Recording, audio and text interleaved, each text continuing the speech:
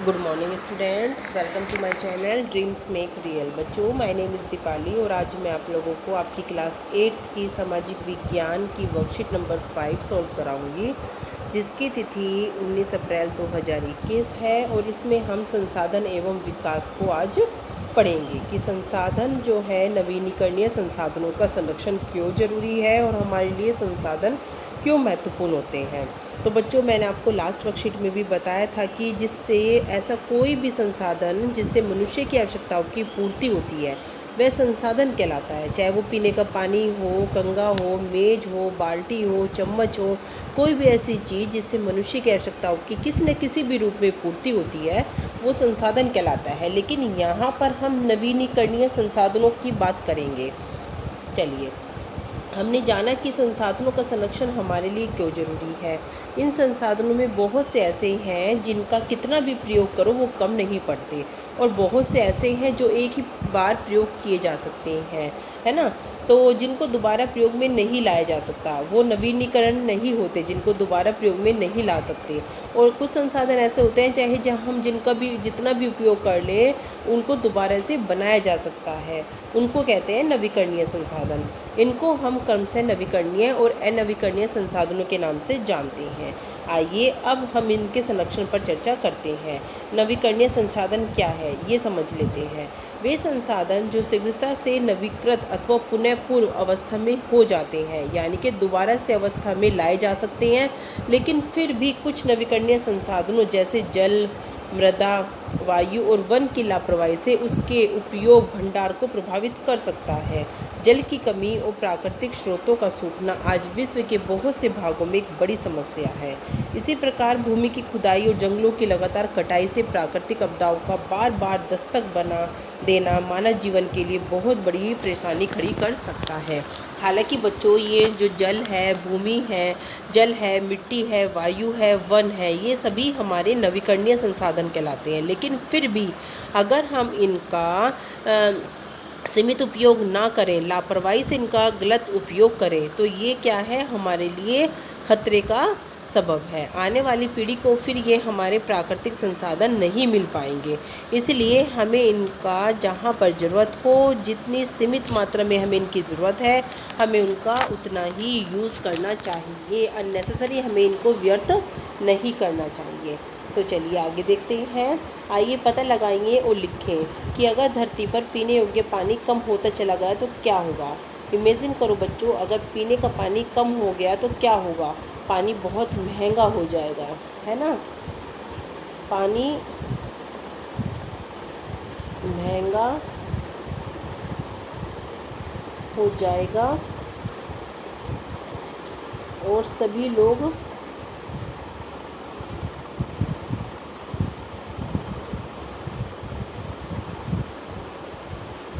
पानी को, आज ऊपर लिख रही हूँ बच्चों, पानी को खरीद नहीं पाएंगे।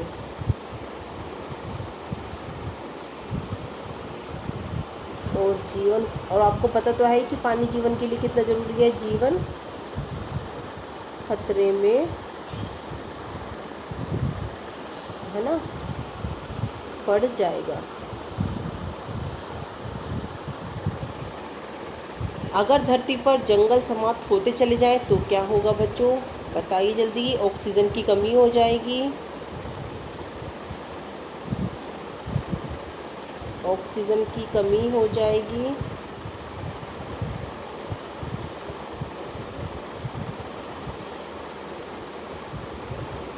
और जंगली जीवों का अस्तित्व, और जंगली जीवों का अस्तित्व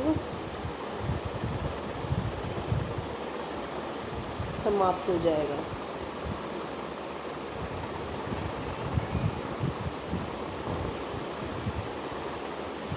है ना। और भी बहुत सारे हैं कारण है बच्चों उसका, और भी बहुत सारे जो है इसका इफ़ेक्ट है कि प्रकृति का संतुलन बिगड़ जाएगा, ये भी लिख सकते हैं हम। चलिए ये भी मैं आपको बता देती हूँ कि प्रकृति का संतुलन भी बिगड़ जाएगा।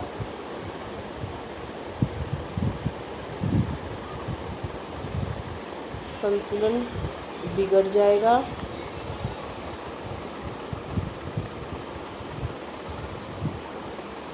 बारिश नहीं होगी, जंगल नहीं होंगे तो बारिश भी नहीं होगी, है ना बच्चों, क्योंकि जो हमारे बादल होते हैं तभी तो टकराते हैं और तभी बारिश होती है। तो बारिश भी नहीं होगी, प्राकृतिक जो हमारे जंगली जीव हैं उनका अस्तित्व समाप्त हो जाएगा, प्रकृति का संतुलन बिगड़ जाएगा। ये सारे ही इफेक्ट हमें देखने को मिलेंगे। चलिए, प्रत्येक व्यक्ति संसाधनों के संरक्षण में अपना योगदान दे सकता है। कुछ उपाय दिए गए हैं। इसके अतिरिक्त आप अपनी समझ से कुछ और भी उपाय लिख सकते हैं, जैसे कि जल का संरक्षण। जल का संरक्षण करने के लिए कुछ उपाय तो हमें दिए हुए हैं कि पीने के पानी को गाड़ी धोने, सड़क धोने के काम में ना लाया जाए। दैनिक कामों जैसे कि नहाने, कपड़े धोने के समय पानी बेकार नहीं किया जाए। और बच्चों, आप और भी कुछ उपाय लिख सकते हैं। हम ये उपाय एक और लिख सकते हैं कि जो है पीने का पानी बाल्टी का यूज़ किया जाए नहाने के लिए, ना। ये देखो बच्चों, नहाने के लिए हम क्या करेंगे, बाल्टी का यूज़ किया जा सकता है, बाल्टी का यूज़ किया जाए। पहले मैं आपको इसी के बता रही हूँ, जल का संरक्षण, है ना। बाल्टी का यूज़ किया जाए,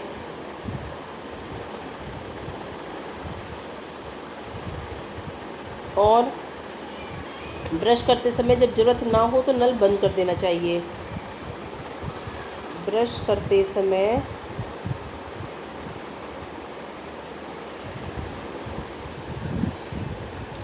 जब ज़रूरत ना हो नल बंद कर देना चाहिए। ये तो बच्चों आप इसके लिए लिख सकते हैं संरक्षण। अब दो मैं आपको मृदा का संरक्षण में बता देती हूँ कि इसमें आप क्या लिख सकते हैं। मृदा का संरक्षण में लिख सकते हैं आप कि पेड़ पौधे लगाने चाहिए। देखो, उपजाऊ भूमि को कृषि कार्य के लिए प्रयोग करना चाहिए। बंजर या कम उपजाऊ भूमि का प्रयोग मकान बनाने या उद्योग स्थापित करने में करना चाहिए। और नंबर 3 आप इसके लिए लिख सकते हैं कि पेड़ पौधे लगाने चाहिए।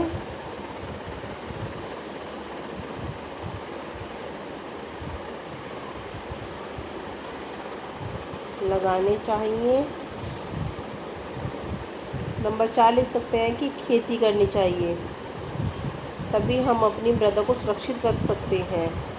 खेती करनी चाहिए। ठीक है बच्चों, ये आप मृदा का संरक्षण में लिख लेना दोनों पॉइंट। चलिए, तीसरे पॉइंट में मैं आपको बताती हूँ कि वायु का संरक्षण हमें कैसे करना चाहिए। पौधे लगाकर और प्लास्टिक के पत्तों को किसी भी दूसरे प्रकार से पदार्थों को न जलाना चाहिए। अब तीसरा लिख देते हैं कि वाहनों का कम उपयोग करना चाहिए। वाहनों का कम उपयोग करना चाहिए, तभी हम अपनी वायु को संरक्षित रख सकते हैं। और नंबर 4 पर आप ये भी लिख सकते हैं कि आतिशबाजी जो हम पटाखे फोड़ते हैं दिवाली पर, उस पर भी रोक लगनी चाहिए। आतिशबाजी पर रोक। ठीक है बच्चों, ये दोनों पॉइंट आप वायु का संरक्षण में लिख लेना। चलिए, नंबर 4 में आपको बता देती हूँ कि वनों के संरक्षण में आप क्या लिखोगे, है ना। वनों का संरक्षण नंबर 4 है, इसमें लिखना चाहिए आपको नंबर 3 पे कि आग को नियंत्रित किया जाना चाहिए, पेड़ पौधे ना काटे जाएं, पेड़ पौधे ना काटे जाएं, है ना। लोगों को जागरूक बनाना चाहिए,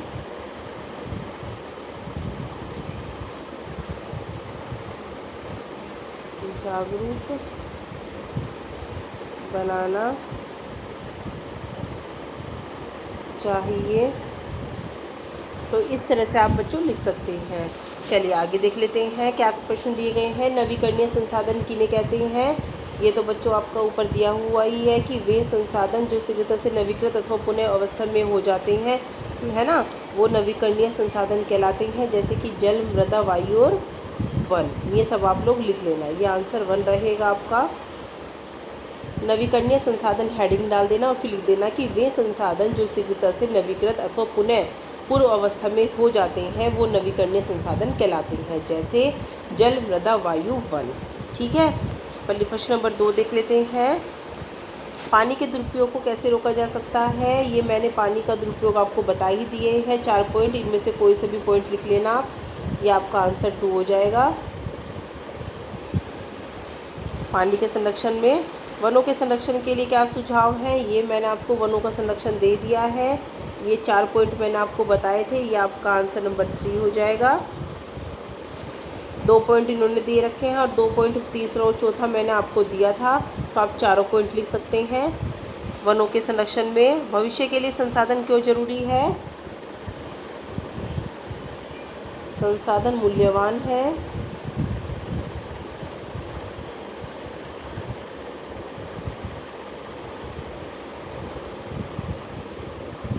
भावी पीढ़ी को इनका लाभ मिल सके, को इनका लाभ मिल सके, इसलिए संसाधनों का संरक्षण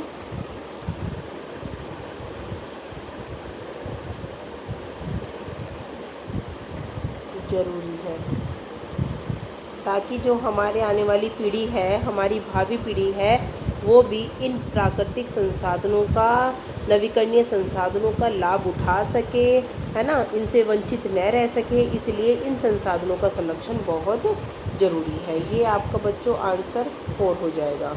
संसाधन मूल्यवान है, भावी पीढ़ी को इनका लाभ मिल सके, इसीलिए संसाधनों का संरक्षण जरूरी है। तो इस तरह से बच्चों आपकी आज की वर्कशीट कंप्लीट हो जाती है। वीडियो को लाइक ज़रूर करना और चैनल को सब्सक्राइब। थैंक यू बच्चों।